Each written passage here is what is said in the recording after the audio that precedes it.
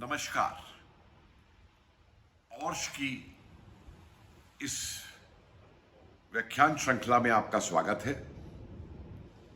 और आज जब देश हमारे स्वतंत्रता सेनानियों को याद कर रहा है, उन स्वतंत्रता सेनानियों की बात कर रहा है जिनका के नाम भी इतिहास के पन्नों में नहीं लिखा गया, देश का युवा उनके जानने के बारे में इच्छुक है, मैं आपके सामने कुछ ऐसे तथ्य रखने जा रहा हूं जो कि हमको इतिहास की किताबों में अक्सर नहीं मिलते, जिन्हें अक्सर दबा दिया गया राजनीति की वजह से या राजनीतिक विचारधारा की वजह से। और इस संदर्भ में सबसे पहली बात मुझे ये कहनी है कि एक भ्रम फैलाया जाता है कि अंग्रेज तो भारत में केवल व्यापार करने आए थे, भारत के राजा एक दूसरे से लड़ते रहते थे, इसलिए अंग्रेज यहां पे काबिज हो गए, उन्होंने अपना यहां पे राज बना लिया। ये एक इतना बड़ा भ्रम है जिसको अंग्रेजी ईस्ट इंडिया कंपनी के लोगों ने, जो अपने आप को इतिहासकार बन गए थे, और अंग्रेजी इतिहासकारों ने लगातार लिखा यहां पे। यही नहीं, कार्ल मार्क्स तक ने 1853 में यह कह दिया कि भारत का तो कोई इतिहास ही नहीं है, इसका इतिहास तो सिर्फ आक्रांताओं का इतिहास है। और अब सवाल यह है कि भारत पे इंग्लैंड राज करेगा या रूस राज करेगा या तुर्की राज करेगा। तो इंग्लैंड ने जिम्मा अपने सिर पे लिया है भारत को सभ्य बनाने का, भारत को आधुनिक बनाने का। असलियत कुछ और है। जब से अंग्रेजों ने यहां पे काबिज होने की कोशिश की, अपनी कोठियां बनाई व्यापारियों की, उसके लिए सेना रखनी शुरू की, उसी समय से भारत के अंदर अंग्रेजों का विरोध प्रारंभ हुआ। जहां अंग्रेजों की मानसिकता भारत को उपनिवेश बनाने की थी, मत भूलिए कि भारत आने से पहले ही अंग्रेज अपने उपनिवेश दुनिया में कई जगह स्थापित कर चुके थे। अमेरिका का क्या हाल किया गया था कोलंबस के वहां पहुंचने के बाद। वहां के जो स्थानीय निवासी थे उनको ऐसे गोली मारी जाती थी जैसे शिकार किया जा रहा हो किसी जानवर का। तो ये कहना कि वो सिर्फ व्यापारी आए थे, गलत है। वो अपनी मंशा से आए थे, उपनिवेश बनाने की मंशा से आए थे। और जैसे ही उन्होंने ये उपनिवेश बनाने के प्रयास प्रारंभ किए, जहां उनकी मानसिकता उपनिवेश बनाने की मानसिकता थी, जिसे कि मैं अंग्रेजी में कहूं कि साइकी ऑफ डोमिनेशन, प्रभुत्व स्थापित करने की मानसिकता, तो उसके विरुद्ध उसी समय भारतीयों में जागृत हुई साइकी ऑफ रेजिस्टेंस, उनका विरोध करने की मानसिकता। और भारत का कोई भी ऐसा प्रदेश नहीं, कोई भी ऐसा क्षेत्र नहीं जहां अंग्रेज ने अपना कब्जा जमाने की कोशिश की हो और भारतीयों ने उनका विरोध ना किया। चाहे वो भारत के रजवाड़ों से, भारत की रियासतों से युद्ध रहे हों, एंग्लो सिख युद्ध रहे हों, एंग्लो मराठा युद्ध रहे हों, एंग्लो माइस कर्नाटक युद्ध रहे हों, या एंग्लो मुगल युद्ध रहे हों, या जब अंग्रेज हमारे जनजातीय इलाकों में गए तो संथल का विद्रोह रहा हो, मुंडा का विद्रोह रहा हो, नागालैंड, मिजोरम, आसाम, वहां की जनता ने इतना प्रबल विद्रोह किया अंग्रेजों का, पूछिए मत। और हर क्षेत्र में, चाहे पंचमहल का इलाका हो, चाहे झारखंड का इलाका हो, हमारी जनजातियां अंग्रेजों के खिलाफ उठ के खड़ी। और सबसे पहला बड़ा विद्रोह जो अंग्रेजों के खिलाफ हुआ इस देश में, जिसे मैं तो स्वतंत्रता का प्रथम संग्राम मानता हूं, वो हुआ 1770 के अंदर। इसको इतिहास में हम जानते हैं सन्यासी और फकीर विद्रोह के नाम से। जिस विद्रोह का नेतृत्व किया मोहनगिरी ने, मूसा शाह ने, और ये मिलके लड़े अंग्रेजों के खिलाफ। जिस विद्रोह से नारा निकला था वंदे मातरम का। वो वंदे मातरम जो हमारा नारा बना इस देश की आजादी के लिए, इसको बाद में बंकिम ने अपनी पुस्तक में आनंद मठ में उसको ला करके दिया। लेकिन बंकिम को ये नारा मिला था लालकोट के जमींदारी से, जहां लालकोट की काली मंदिर का जो पुजारी थे वहां इसकी पांडुलिपि मिली थी वंदे मातरम की, इन्होंने इसको डाला। और ये विद्रोह तब शुरू हुआ जब 100 सन्यासियों को अंग्रेजों ने अपनी कोठी से बंगाल में भून दिया था। और आप हैरान होंगे कि 1770 में शुरू हुआ यह विद्रोह 1832 तक चलता रहा किसी ना किसी रूप में। उसमें धीरज नारायण भी आए, उसी में देवी चौधरानी आई, भारतीय महिला आई आगे निकल के अंग्रेजों से लड़ने के लिए। और उसके बाद से एक निरंतर प्रक्रिया है कि जिस जिस क्षेत्र के अंदर अंग्रेज गए, अगर नीचे गए तो पोलीगार विद्रोह हुआ दक्षिण भारत के अंदर, हर इलाके में उनको चुनौती दी गई। वो अलग बात है कि इन चुनौतियों के बावजूद भी भारतीय हारते रहे। उसके कई कारण हैं, लेकिन एक बहुत बड़ा कारण यह है गद्दारों का होना। शायद ही कोई ऐसी लड़ाई हो भारत के अंदर जो अंग्रेजों ने बिना गद्दारों के जीती हो। एक भरतपुर का किला है, इसको जब अंग्रेजों ने जीता था तो इनकी जो मिलिट्री ट्रेनिंग की नीली किताबें हैं उनमें ये सन 46 तक पढ़ाते थे उसको। तो उस किले की खासियत ये थी कि वो मट्टी का बना हुआ किला था और ये अपनी तोप से उसकी मट्टी की दीवार तोड़ते थे और मट्टी डालने वाले वापस उस पर मट्टी डाल देते थे और अंग्रेज उसमें नहीं जा सकते थे, भेद नहीं पाते थे उसको। तब इन्होंने गद्दारी करवाई कुछ मट्टी डालने वालों को पैसा दे करके।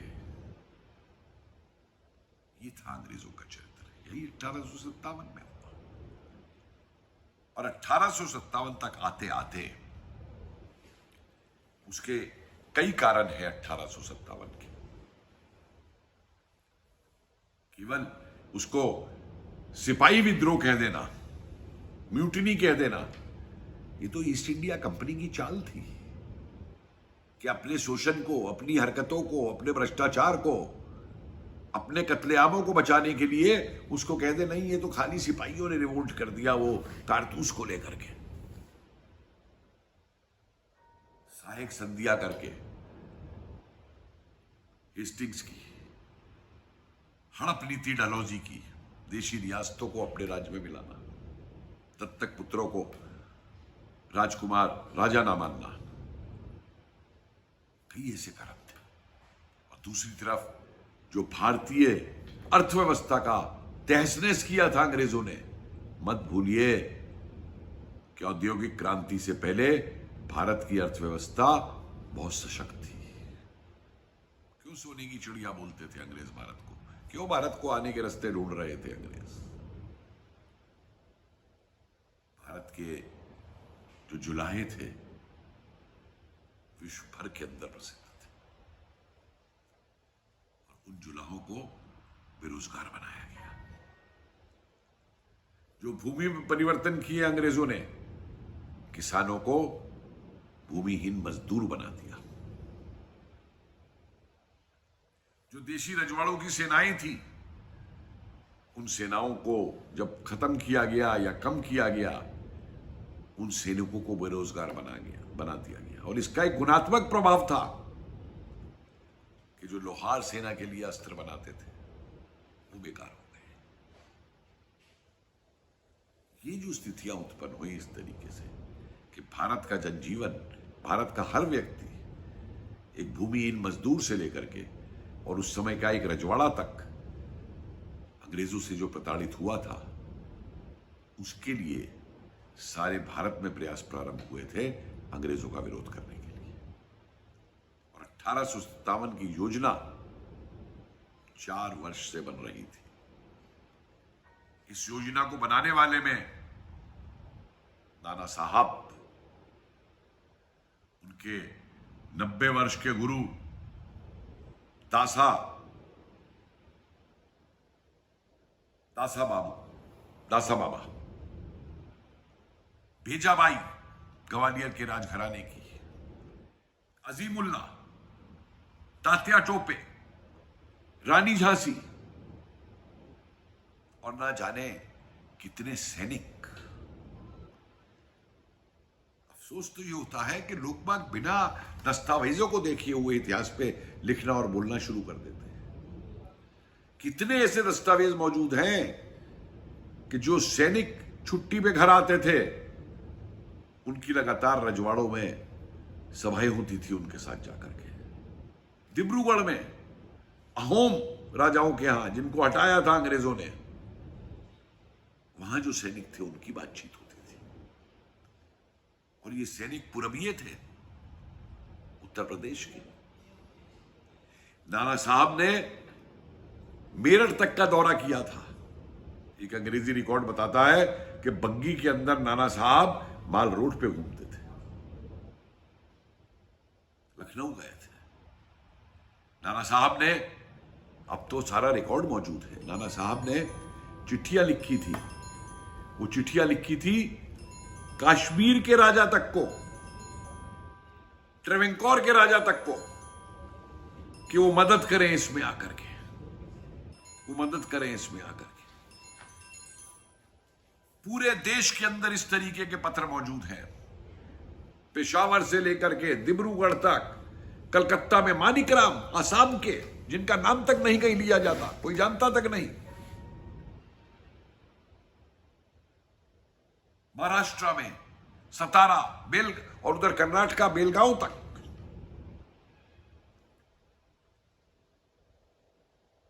और एक बात और ध्यान रखिए, मई और जून के महीने में ही तारीख क्यों रखी गई थी क्रांति की? उनकी योजना बनाने को मैं तारीफ करता हूं कि मई और जून के ऐसे महीने थे जिसमें अंग्रेज की लड़ने की क्षमता उस गर्मी के अंदर मौजूद नहीं थी। 3 तारीख थी 1857 की, 10 मई, 30 मई और 10 जून। और तीनों तारीखों के लिए अलग अलग प्रदेश नियुक्त किए गए थे कि 10 मई को मेरठ में होगा, अंबाला में होगा, दिल्ली में होगा, राजस्थान में होगा, 30 मई को लखनऊ में होगा, बनारस में होगा, इलाहाबाद में होगा। और जब इधर से अंग्रेज अपनी फौज उधर भेजेंगे तो 10 जून को पेशावर में होगा, 10 जून को मध्य प्रदेश में होगा। क्या रणनीति थी! और इस रणनीति के तहत मत भूलिए उन चौकीदारों की भूमिका कि एक ही रात में 150-150 मील तक पत्र जाते थे। अंग्रेज हैरान थे, क्या इन पत्रों के अंदर, हमें कोई तो समझा दे। एक चौकीदार ने गद्दारी नहीं की। कमल का फूल, तात्या टोपे के परिवार से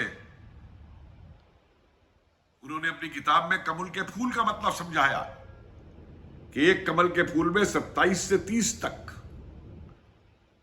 पंखड़ियां होती है और एक अंग्रेजी प्लाटून में 27 से 30 तक सैनिक होते थे।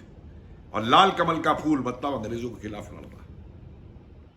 रोटी का बंटना, पागल हो गए अंग्रेज की, क्या हो रहा है, रोटियां बंट रही हैं और रोटियां गुना की जा रही हैं, एक आई तो एक की दो, दो की चार। उसका मतलब था ऐसा वक्त आने वाला है कि हर कोई अपने खाने का इंतजाम कर ले, दिक्कत हो सकती है। और भारतीय फौजें जो लड़ी उन्हें कभी भी रसद की दिक्कत नहीं हुई। और इसके बाद पेड़ की खाल छीलना एक प्रतीक था। गांव के बाहर जो पेड़ों की खाल छील दी गई, कि जिस तरीके से एक पेड़ की जब खाल छील देते हैं तो पेड़ मर जाता है, उस तरीके से अंग्रेज हमारे देश को छील करके हमको मार रहा है। यह था क्रांति का प्रारूप। और मंगल पांडे ने एक बहादुरी का काम किया, बहुत अच्छी बात की, जो लड़े अंग्रेजों से। उनको भी हम जय हिंद बोलते हैं, लेकिन थोड़ी सी चूक हो गई। तिथि से पहले जोश में आके, और सही जोश था उनका, जो उन्होंने किया उससे अंग्रेज सचेत हो गया था। तो ये ध्यान रखिए कि 1857 एक निश्चित योजना का परिणाम था। इस योजना को बनाने में हमारे बहुत बड़े बड़े नेताओं ने साथ दिया था। इसमें सिपाही मौजूद थे और गणिका तक मौजूद थी इसका संदेश देने में। मनकी बाई नाचती हुई ब्रिटिश छावनी में जाती थी। अंग्रेज तो दारू पी के धुत हो जाते थे और भारतीय सैनिकों के बीच में चुपचाप उनको एक एक पुड़िया पकड़ा देती थी कि इस तारीख को जो है विद्रोह करना है। ये थी 1857 की शुरुआत। अगले व्याख्यान में फिर मिलेंगे कुछ 1857 की घटनाओं को लेकर के, और उसके बाद एक तीसरा व्याख्यान 1857 पे करेंगे। 1857 का प्रभाव और क्यों 1857 के इतिहास को दबाया गया या छुपाया गया। नमस्कार।